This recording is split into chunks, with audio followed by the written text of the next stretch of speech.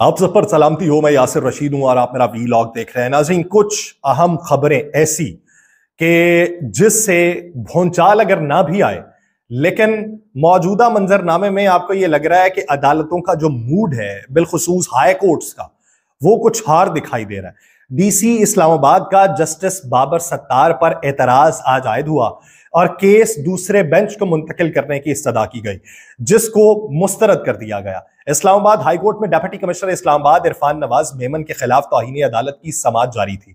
Islamabad high court के justice Babar Sattar इस case की समाअत कर रहे थे और सबको मंजरनामा यह देखने में आया कि केस अभी 2 घंटे बाद लगना था और कल जब वारंट गिरफ्तारी जारी किए गए थे तो इस जमन के अंदर डिप्टी कमिश्नर आज 2 घंटे पहले ही अदालत के अंदर मौजूद थे और बैठे हुए थे जज साहब का इंतजार करने के लिए। डिप्टी कमिश्नर इस्लामाबाद ने जस्टिस बाबर सत्तार पर एतराज आयद करते हुए कहा कि केस में किसी दूसरे बेंच मुंतकिल करने की इस्तदा करता हूं। जस्टिस बाबर सत्तार साहब ने इस्तदा को मुस्तरद करके दलाइल देने का हुक्म दिया। उन्होंने रिमार्क्स ये कि क्या बेंच आपकी मर्जी से बनेंगे। उन्होंने ये कहा कि हमें इसको ड्रामेटाइज करने की जरूरत नहीं है, आप दलाइल देना चाहते हैं तो दलाइल दें। डीसी इस्लामाबाद के वकील राजा रिजवान अब्बासी साहब ने दलाइल जारी रखते हुए कहा कि जस्टिस बाबर सत्तार साहब जो हैं वो डिस्ट्रिक्ट मजिस्ट्रेट की जानिब से एमपीओ ऑर्डर जारी करने में इनकी कोई बदनीयती नहीं थी, जिस पर जस्टिस बाबर सत्तार साहब ने कहा कि 16 मई को पहला आपने एमपीओ ऑर्डर दिया जिसे हमने कलअदम करार दिया और उस केस में शोकॉज नोटिस जारी होने के बाद भी एमपीओ ऑर्डर जारी किए गए। उन्होंने कहा कि अदालत ज्यादा से ज्यादा यही कह सकती है कि ऑर्डर दुरुस्त नहीं है। जस्टिस बाबर सत्तार साहब ने अपने रिमार्क्स के अंदर यह भी बात की कि जब हमने इनकी एमपीओ ऑर्डर जारी करने की पावर ही खत्म कर दी तो ये तब रुके। इस पे राजा रिजवान अब्बासी साहब ने दलाइल दिए कि अगर ये ऑर्डर पास ना करते और अमनो अमान की ऐसी सूरत हाल होती कि कोई जान चली जाती तो उस सूरत में अदालत ने ही कहना था कि इंटेलिजेंस रिपोर्ट्स की रोशनी में कोई एक्शन क्यों नहीं लिया। उन्होंने फिर ये दलाइल दिए कि रिपोर्ट्स के मुताबिक शहरियार अफरीदी जेल में होते हुए एहतजाज की मंसूबाबंदी कर रहे थे, यानी जेल के अंदर हैं और एहतजाज की मंसूबाबंदी वो कर रहे हैं और मास्टरमाइंड उसके वो हैं। राजा रिजवान अब्बासी साहब ने वहां पे ये भी कहा कि डिस्ट्रिक्ट इंटेलिजेंस कमेटी के रिपोर्ट पे हमने एमपीओ ऑर्डर्स जारी किए थे। उन्होंने अदालत को ये बताया कि कमेटी के अंदर ISI, intelligence bureau, MI, 111 brigade और पुलिस के नुमाइंदगान शामिल थे। यानी डीसी साहब ने अपना मलबा सारा उतारा है और सिक्योरिटी इदारों के ऊपर तमाम तर मलबा डाल दिया। उन्होंने दलाइल दिए कि डीसी रावलपिंडी का यहां पे पेश ना होना इंसाफ की राह में रुकावट नहीं था। उनका कोई ऐसा इरादा नहीं था कि अदालत की अथॉरिटी को अंडरमाइन करते। राजा रिजवान अब्बासी साहब ने अदालत से यह भी इस्तदा की कि तौहीन अदालत का केस खारिज कर दिया जाए। इसके साथ साथ एसएसपी ऑपरेशंस जमील जफर के वकील शाह खावर साहब ने दलाइल का आगाज किया। अब आप ये देखिए कि इन दोनों की तनख्वाहें क्या होंगी और ये जो वकील हैं ये हाईएस्ट पेड वकील हैं। शाह खावर साहब इमरान खान साहब के एक केस के अंदर मुखालिफ वकील हैं। जस्टिस बाबर सत्तार साहब ने यह कहा कि पुलिस के पास तो इंफॉर्मेशन होगी कि शहरियार अफरीदी ने जेल में बैठ के किसको इश्तियाल दिलाया। उन्होंने यह भी पूछा कि क्या आपने उन लोगों के खिलाफ भी एमपीओ जारी करने की सिफारिश की। शाह खावर साहब ने अदालत को बताया कि हमारा फोकस जो था वो लीडरशिप के ऊपर था। जस्टिस बाबर सत्तार साहब ने यह पूछा कि एक बंदा पहले ही जेल में है तो उसके साथ क्या करेंगे। पहले जेल में बैठा हुआ, आपने उसके एमपीओ ऑर्डर जारी कर दिए, क्या दोबारा जेल में डालेंगे? क्या जेल के अंदर जेल बना के डालना उसमें? जस्टिस बाबर सत्तार साहब ने वकला को यह हिदायत की है कि डिस्ट्रिक्ट इंटेलिजेंस कमेटी की कंपोजिशन और टीओआर आप जमा करवाएं। उन्होंने अपना पलड़ा झाड़ा है डीसी साहब ने और डीसी साहब सिक्योरिटी इदारों के कंधों के ऊपर बात रख के निकल गए। अब डीसी साहब का यह रवैया, वो कहते हैं कि रिपोर्ट्स की बुनियाद के ऊपर यह कहा है, तो रिपोर्ट्स जिन्होंने दी है आपने क्या अदालत का हवाला उन्हें दिया? आपने नहीं दिया होगा। वहां पे अपने इख्तियार अपना इस्तेमाल किया चौड़े होके, और चौड़े होके जब इख्तियार इस्तेमाल कर लिया अब तमाम तर मलबा आप रियासती इदारों के ऊपर डाल रहे हैं। क्या इससे आप बरी जिम्मा हो जाएंगे? आप दूसरों के ऊपर मलबा डाल के ये समझते हैं कि शायद दूसरों से सुनवाई नहीं हो सकती तो इसलिए बरी जिम्मा हो सकते हैं। इसमें डीसी साहब फंसे हैं इस केस के अंदर, लेकिन फैसला तो अब अदालत ने करना है और देखना यह है कि अदालत इस ज़िमन में क्या फैसला देती है। दूसरी तरफ पीटीआई के रहनुमा सेनेटर फैसल जावेद जो है उन्होंने अदालत के अंदर सरेंडर कर लिया है। अब उन पर 13 मार्च को फर्द जुर्म आयद होनी है। पीटीआई के रहनुमा सेनेटर फैसल जावेद जो है वो अदालत में उन्होंने सरेंडर किया और अदालत ने उनके खिलाफ फर्द जुर्म आयद करने के लिए 13 मार्च की तारीख को मुकर्रर कर दिया है। फैसल जावेद साहब के खिलाफ तोड़फोड़, जलाओ घेराव के मुतअद्दिद मुकदमात है और थाना मारगला में ये मुकदमात दर्ज है। मुसलसल जब अदम पेशी थी, ये रूपोश थे तो अदालत ने फैसल जावेद साहब को इश्तिहारी करार देने की कार्रवाई शुरू कर रखी थी, लेकिन अब सेनेटर फैसल जावेद ने खुद को अदालत के सामने पेश किया। सीनियर सिविल जज कुदरतुल्लाह साहब जो हैं उन्होंने मुकदमे की समाअत की और अदालत ने फैसल जावेद के खिलाफ इश्तिहारी करार दिए जाने की कार्रवाई को रोक दिया है। वारंट गिरफ्तारी भी उनके मनसूख कर दिए हैं और अदालत ने यह बताया कि आइंदा समाअत पे फर्द जुर्म आयद करने की कार्रवाई की जाएगी।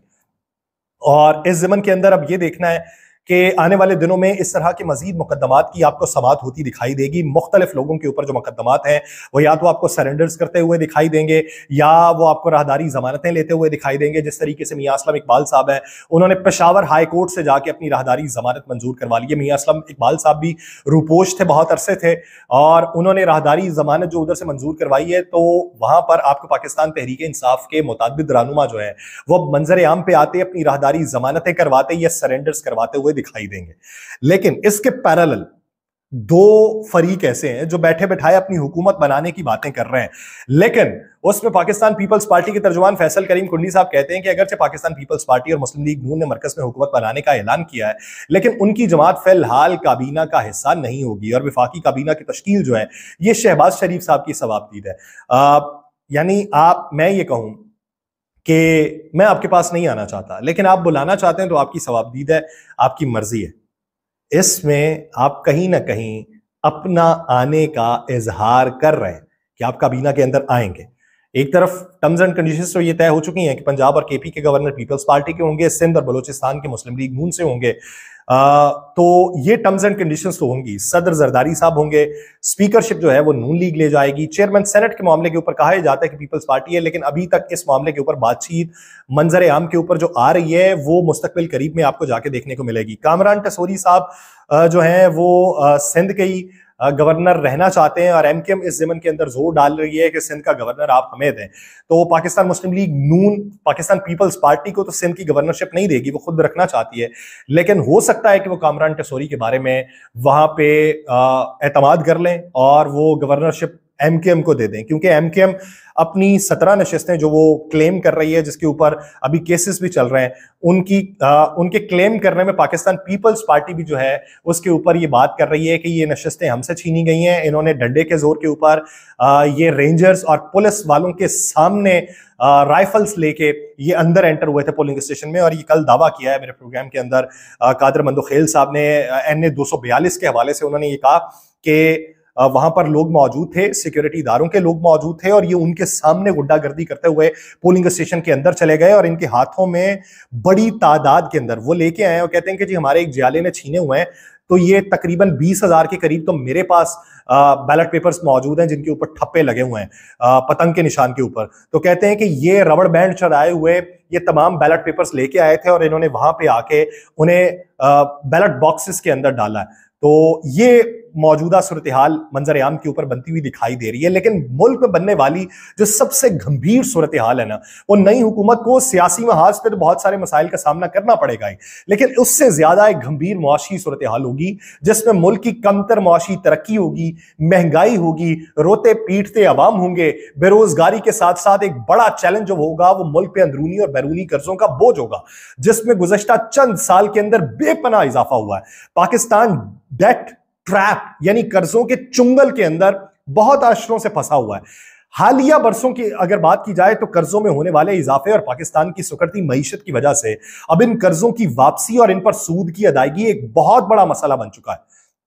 मुआशी मसाइल पे जो रिपोर्टिंग करने वाले हैं बैनुल अक़वामी इदारे, जिसमें अमेरिका का इदारा ब्लूमबर्ग है, उसने एक ताज़ा तरीन रिपोर्ट जारी की है जिसमें पाकिस्तान में काम करने वाले एक थिंक टैंक के एदाद-ओ-शुमार को बुनियाद बनाकर यह कहा गया है कि पाकिस्तान के लिए अंदरूनी और बैरूनी कर्जे अब नाकाबिले बर्दाश्त हो चुके हैं।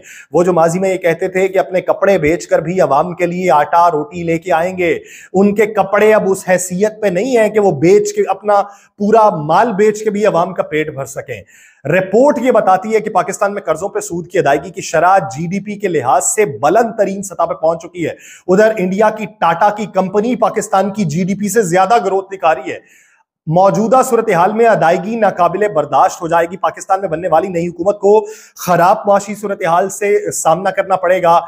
एक इकनॉमिक मैनेजमेंट मंसूबे की उसे जरूरत पड़ेगी, जिसके लिए तमाम सियासी जमातों में इत्तफाक राय होना जरूरी है। तो इस तरह के चूचू के मुरब्बे से अगर हुकूमत बनेगी तो उसको बहुत बड़े सेटबैक का भी सामना करना पड़ेगा।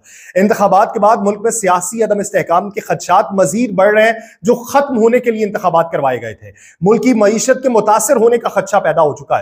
मुल्क के कर्जों की वापसी मजीद मुश्किल में पड़ चुकी है। पाकिस्तान पर मुल्की और गैर मुल्की कर्जों की तफसीलात स्टेट बैंक ऑफ पाकिस्तान की जानिब से माहाना बुनियादों पर जारी की जाती है। 31 दिसंबर 2023 तक मुल्क पर कर्जे की जो तफसीलात जारी हुई थी, किसी को मालूम है? आप पूछिए इन सियासतदानों से जो हुकूमत बनाना चाहते हैं। उस तफसीलात के मुताबिक पाकिस्तान पे मजमूई तौर पे 65,189 अरब रुपए का अंदरूनी और बैरूनी कर्जा है, जिसमें सिर्फ एक साल के दौरान 14,000 अरब रुपए का इजाफा हुआ है। 31 दिसंबर 2022 को मुल्क पे मजमूई कर्जा 51,058 अरब रुपए तक था, जो एक साल के अंदर 65,189 अरब रुपए हो चुका है।